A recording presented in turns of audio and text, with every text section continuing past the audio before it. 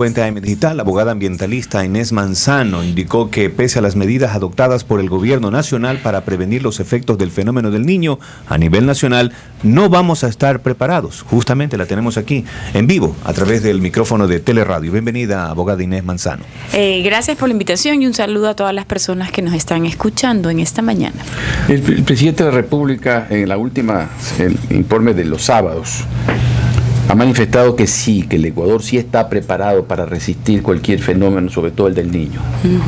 ¿Cuál es su comentario al respecto? A ver, el presidente habla porque tiene dos proyectos, uno que ya está habilitado, que es el de multipropósito Chone y Carrizal Chone, y el otro creo que en diciembre se entrega, que ya en diciembre se entrega con el Niño ya en su, digamos, inicio o apogeo, que es el del Bulu Bulu, ¿no? Que eso ayudaría a Cañar y a una parte del Guayas.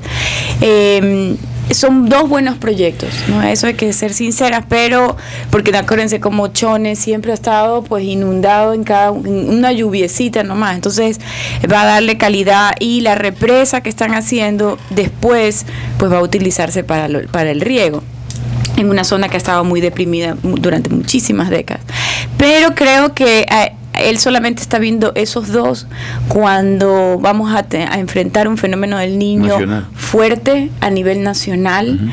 Y lo de fuerte es importante porque este no va a ser, todavía los científicos nos dicen que va a ser como el extraordinario que tuvimos en el 97, pero un fenómeno del Niño fuerte significa inundaciones, significa más enfermedades por temas de salud, significa, por ejemplo, que los alimentos van a perecer antes de tiempo, que pueden haber cadenas de frío en el abastecimiento de alimentos como leche, lácteos, carnes, que van a tener una vida útil, entre comillas, más corta.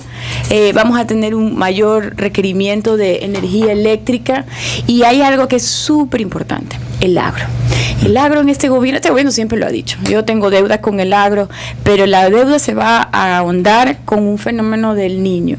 Y a veces los que vivimos en las ciudades nos olvidamos, nos parece que lo rural es lejos, pero lo rural es lo que nos da de comer, es lo que está cerca, y además son ecuatorianos con otras condiciones en este momento de vida que hay que atender. Y por último, el tema de créditos. Nosotros vamos a empobrecer más a los campesinos si no vemos ahorita cómo vamos a hacer para que en sus cultivos, que sabemos que van a ser menos productivos por el Niño, y ellos van a tener periodos de demora en sus pagos de crédito, ¿qué va a hacer el Estado? ¿Cómo los va a ayudar? Usted, además de ambientalista, abogada, ¿cree que estamos viviendo una especie de revancha de la naturaleza frente a las agresiones que el hombre le ha hecho a la misma naturaleza en su afán de transformarla? Porque le digo esto por el tema de la erupción de los volcanes, cambio climático, una serie de cuestiones. Claro, eso es importante. El cambio climático es el fenómeno más importante que le está pasando al planeta Tierra a nivel internacional, o sea, a nivel del mundo global. El cambio climático es lo nuevo. Siempre ha existido calentamiento global, porque si no existieran estos gases de efecto invernadero que cubren la atmósfera, lo que tendríamos es temperaturas de menos 40 grados, o sea que eso nos ha beneficiado para que haya vida en este planeta. El problema es que el hombre ha podido industrializarse, y al industrializarse ha emitido más gases de lo que la atmósfera lo permite, o sea que no ha tenido la naturaleza, el tiempo, mares, agua, exactamente. Entonces, aparte de contaminación de mares, suelo. Entonces lo que estamos viviendo es que son fenómenos que suceden en la atmósfera, pero lo que hacen es que sean tal vez más seguidos, más recurrentes, más intensos, y eso agrava las cosas. Por ejemplo, si tenemos una subida ya del mar, ya tenemos como 20 centímetros más del mar. Por los deshielos, pero el fenómeno del Niño también sube el nivel del mar por los vientos, ¿no? Eso es muy interesante cómo sucede, pero los vientos están hacia la costa. Entonces eso hace que suba el nivel del mar. Entonces si tú tienes tiene sube la marea, hay oleajes, los aguajes, las lluvias intensas, hay una nubosidad que se encuentra todos los años, está en esta época al norte de Ecuador, por donde está Colombia y Panamá. Y entonces, eso va de bajando, que ¿no? Como la naturaleza es viva, tiene exacto. vida, reacciona de esa manera. Reacciona. Las erupciones volcánicas no son parte del cambio climático, porque son el movimiento natural de las placas tectónicas que van empujando, y tiene que haber una cosa que todavía no hemos descubierto, todavía no hemos ido al centro de la Tierra, como había el cuento. Pero lo importante es que las erupciones de los volcanes, digamos, contribuyen al cambio climático porque emiten también gases de efecto invernadero, eso sí, no provocados por el hombre, sino por la naturaleza. Entonces ese tal vez es el impacto que tenemos. Y frente a eso, debemos dar gracias a Dios, al menos que en Ecuador no se están dando los eventos como en Japón, que en la actualidad no solo con los deslaves, sino con las inundaciones que van arrasando ciudades enteras, pese a que ya hemos sufrido fenómenos de niños como los del 82, si no me equivoco, 97, 98, sí. El grado de impacto en lo material en el Ecuador no ha sido tan denso como en otros países. No, yo creo que al contrario, yo creo que nuestro país es más vulnerable. De hecho, Naciones Unidas lo cataloga al Ecuador como uno de los países vulnerables, porque describe que país vulnerable es aquel que tiene cadenas montañosas con volcanes, aquel que tiene franjas costeras como nosotros, aquel que tiene, por ejemplo, zonas como la Amazonía, y que tienen islas. Nosotros tenemos una región insular.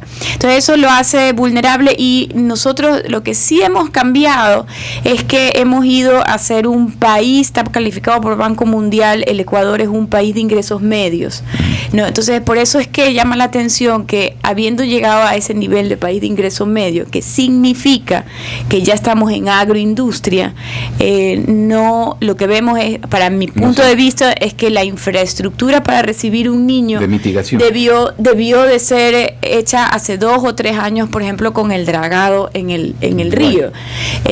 Ahorita dragarlo es que no va a correr, no soluciona nada, pero en el 2011, acuérdense que se hizo el tema de los parques Los Amanes. La ministra en esa época decidió que iba a rellenar el Parque Los Amanes, que eran como 2,5 millones de metros cúbicos, iba a rellenarlos con material pétreo, cuando Guayaquil está rellenado con relleno hidráulico, que significa sedimentación. Entonces ella alegó que estaba contaminada la sedimentación, pero esa es una como característica de la ignorancia, ¿no? Y Durán también. Así es. Además exacto, y los sedimentos que están contaminados los mezclas con cal. Vaya que le pregunte un constructor, pues más entonces contaminado que los rellenos sanitarios de los basureros. Exacto. No, y ¿sabe lo que pasa? Mire, eso fue en el 2011.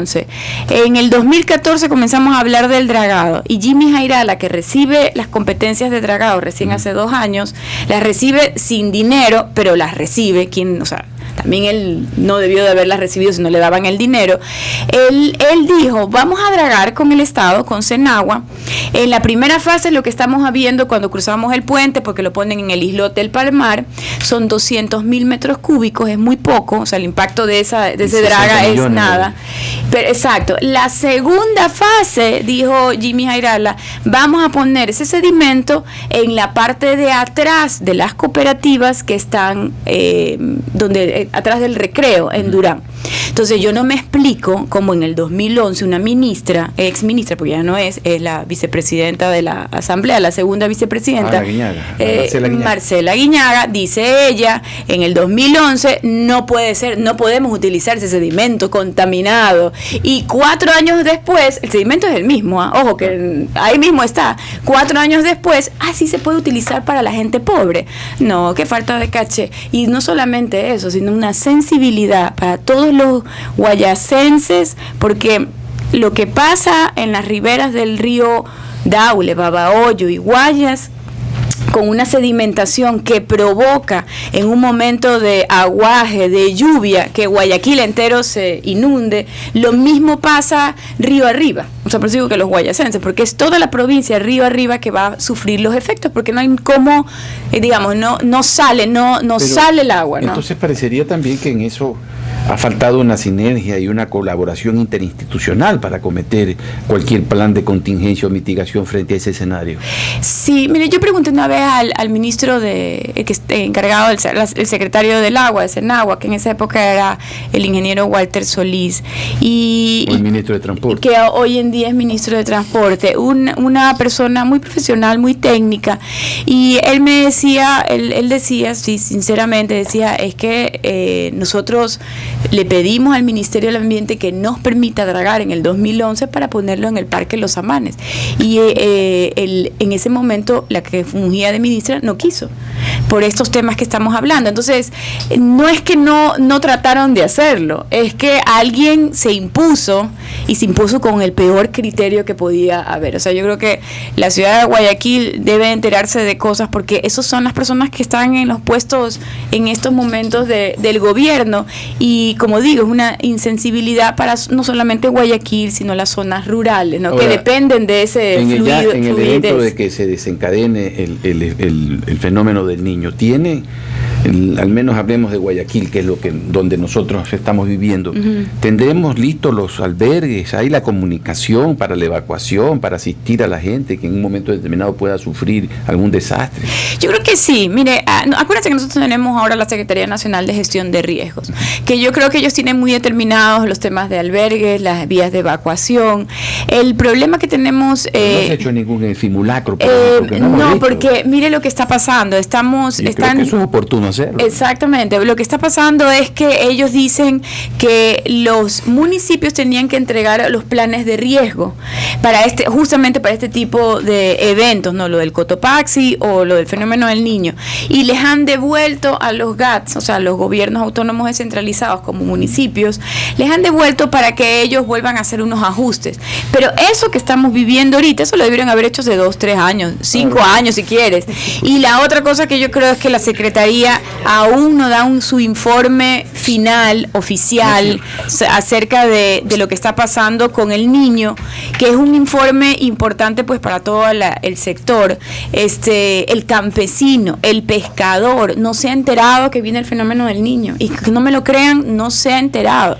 Y ellos comienzan a sentirlo ya cuando vaya pasando Humboldt, que enfría un poco ahorita, que es la corriente que digamos que viene de sur a norte, pero creo que nos ha faltado comunicación, la declaración de emergencia como hizo Perú, que fue con 1.500 millones de soles. O sea, nos tardamos, se durmieron en los laureles, y Dios no quiera que nos digamos nos cueste más de lo que pensamos. Inés, ¿qué pasa con estos incendios forestales?